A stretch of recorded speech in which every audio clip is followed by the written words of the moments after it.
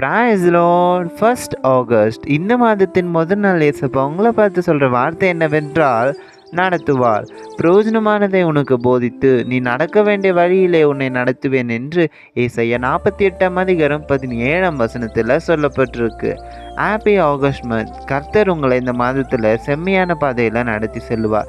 விசுவாசிங்க.